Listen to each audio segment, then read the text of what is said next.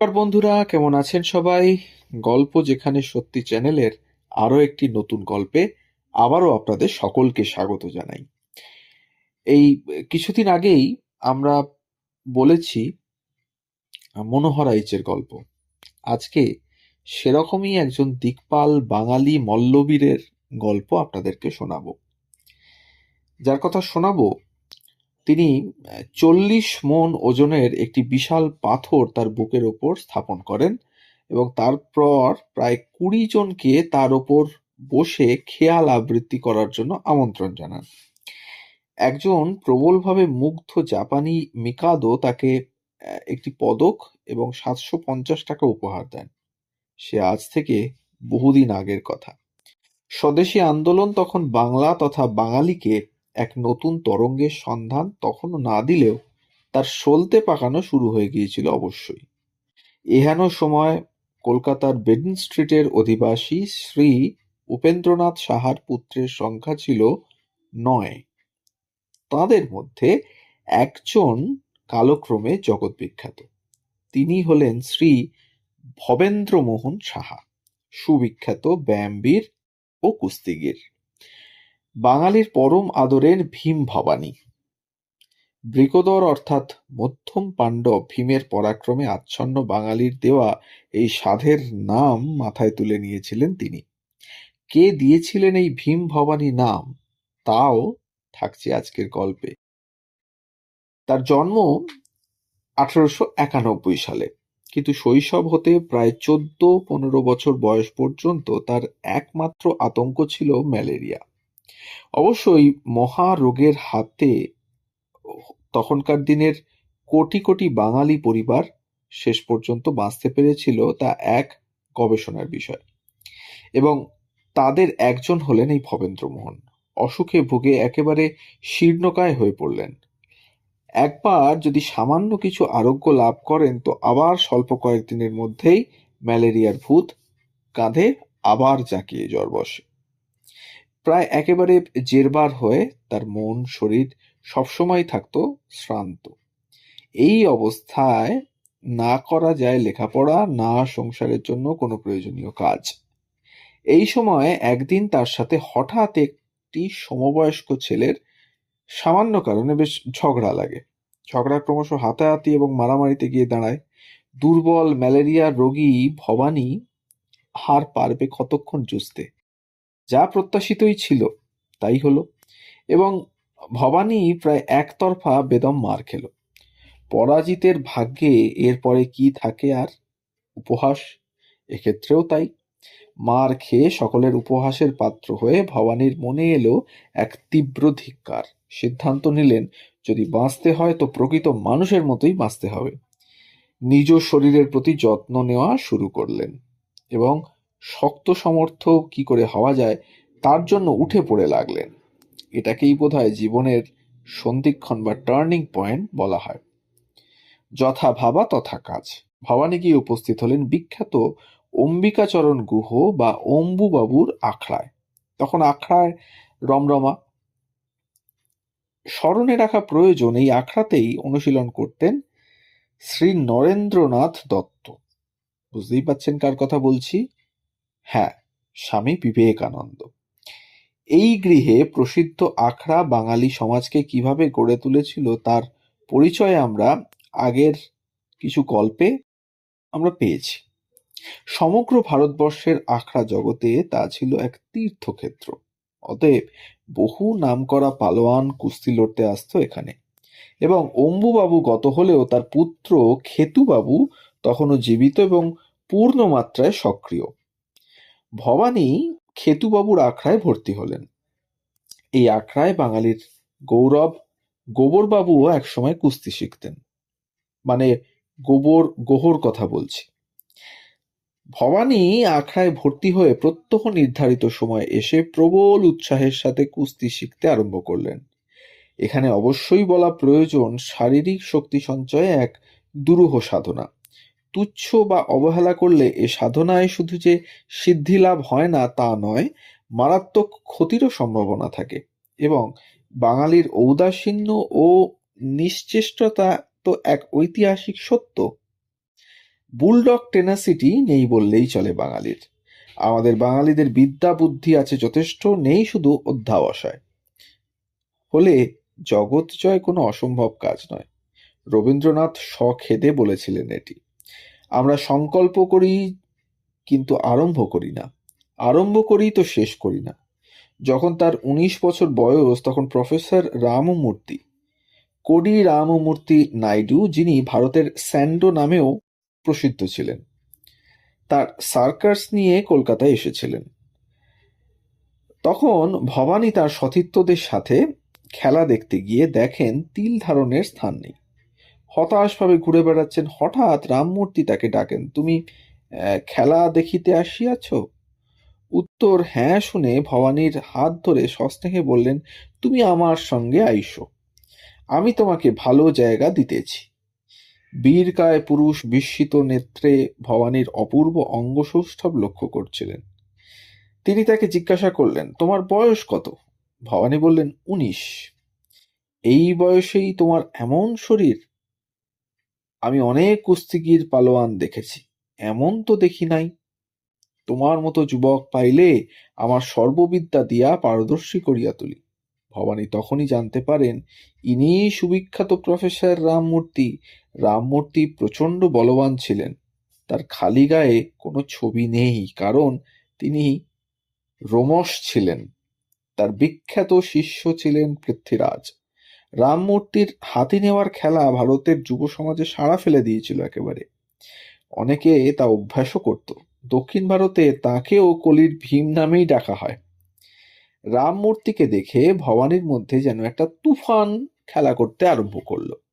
ভবানী রাতারাতি একদিন রামমূর্তির দলের সাথে পালিয়ে একেবারে রেঙ্গুনে এসে উপস্থিত হলেন। রেঙ্গুন থেকে সিঙ্গাপুর, জাভা প্রভৃতি স্থানে ঘুরে বেড়াতে লাগলেন। রামমূর্তি যখন জব দ্বীপে, তখন সেখানকার একজন ওলন্দাজ কুস্তিগীর তার সাথে কুস্তি লড়তে চাইলেন।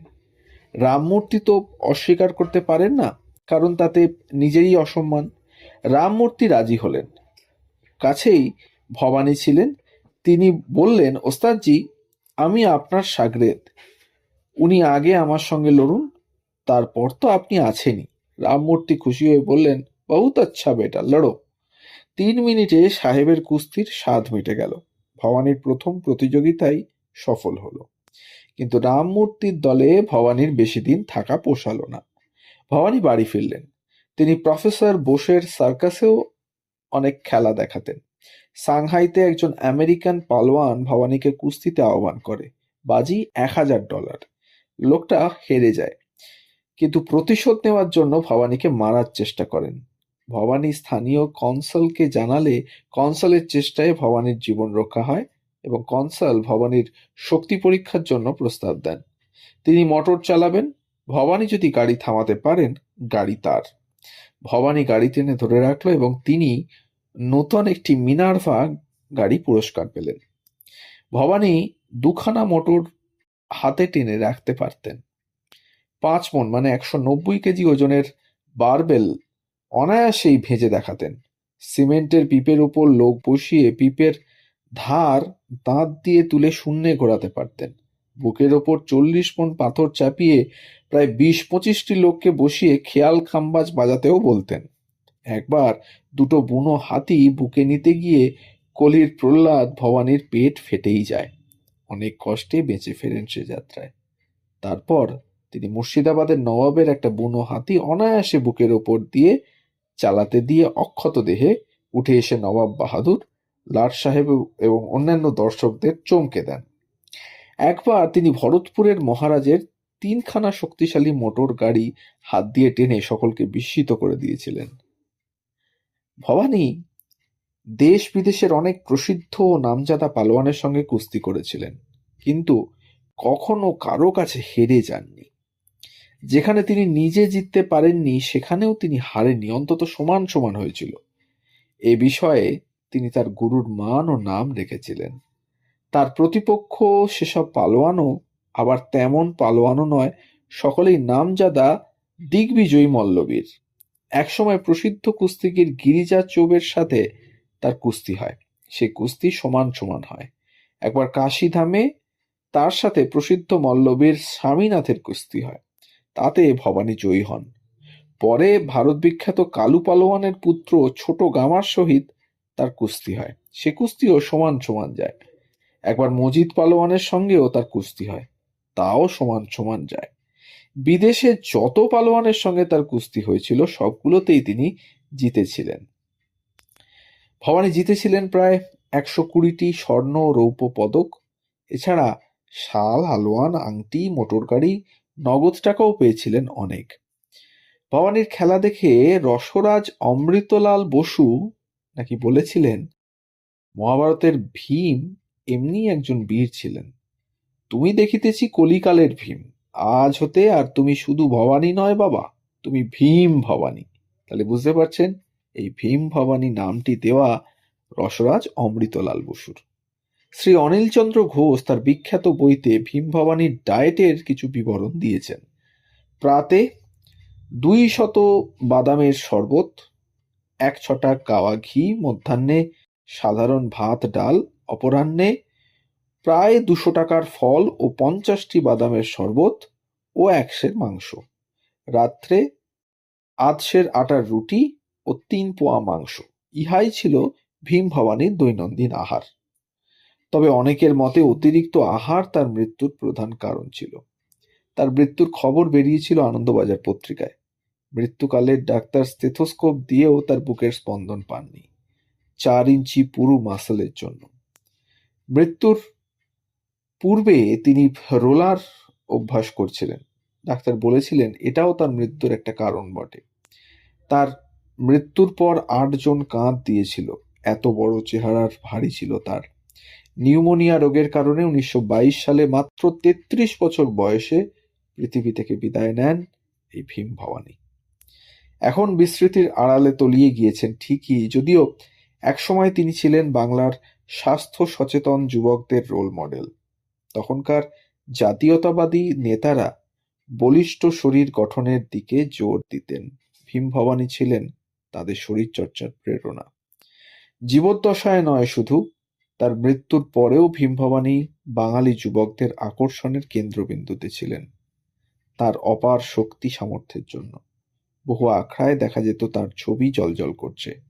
বাঙালির শক্তি চর্চার উপাখ্যানে তাদের নাম স্বর্ণাক্ষরে লেখা থাকবে। তো বন্ধুরা, এই ছিল আজকের গল্প, কলিকালের ভীমের গল্প, এক মহামানব বাঙালির গল্প যার নাম হয়তো আমরা অনেকেই জানি না। তো আগেকার যে আখড়ার অভ্যাস ছিল, যেখানে স্বামী বিবেকানন্দ যেতেন এবং নিয়মিত শরীরচর্চার মাধ্যমে নিজেকে সুস্থ রাখতেন, তা সেই ধরনের শরীরচর্চাটা আজকালকার দিনে খুব একটা দেখতে পাওয়া যায় না। তাই আমাদের গল্পের মাধ্যমে আমরা একটা সচেতনতার বার্তা আপনাদের সামনে তুলে ধরার চেষ্টা করলাম যে সবাইকারই কিছু শরীরচর্চার দরকার।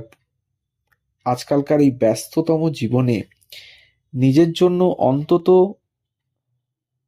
১৫টা মিনিট বার করে যদি একটু হাঁটাচলা করা বা শরীরচর্চা করা যায়, তাহলে হয়তো অনেক রোগ ভোগের থেকে নিজেদেরকে দূরে সরিয়ে রাখা যায়। আমরা কেউই ভীম ভবানী হয়তো হতে পারবো না, বা ভীম ভবানী হতেও আমরা বলছি না, কিন্তু যতটা পরিশ্রম করলে আমরা নিজেদের শরীরকে সুস্থ রাখতে পারবো সেটা আমাদের অবশ্যই করার প্রয়োজন আছে। তো আমাদের গল্পের ইনফরমেশন যদি এতটুকু ভালো লেগে থাকে আর চ্যানেলে নতুন হলে অবশ্যই চ্যানেলটিকে সাবস্ক্রাইব করে একটু পাশে থাকবেন, বেল আইকনটিকে প্রেস করতে ভুলবেন না, যাতে পরবর্তী গল্প খুব তাড়াতাড়ি আপনাদের কাছে পৌঁছে যায়। তার জন্য আমাদের ডেসক্রিপশন বক্সে কিছু আগেকার গল্পের লিঙ্কও দেয়া থাকে, আপনারা চাইলে আগেকার গল্প যদি শুনতে চান সেই লিঙ্কগুলো ক্লিক করে শুনে নিতে পারবেন। আর যদি এতটুকু ভালো লেগে থাকে আমাদের উপস্থাপনা, তাহলে একটা লাইক, কমেন্ট আর একটু শেয়ার করে দেবেন আমাদের গল্পগুলো, যাতে আমরা পৌঁছে যেতে পারি আরো অনেক মানুষের কাছে। সবাই ভালো থাকুন, সুস্থ থাকুন আর শুনতে থাকুন গল্প যেখানে সত্যি। ধন্যবাদ।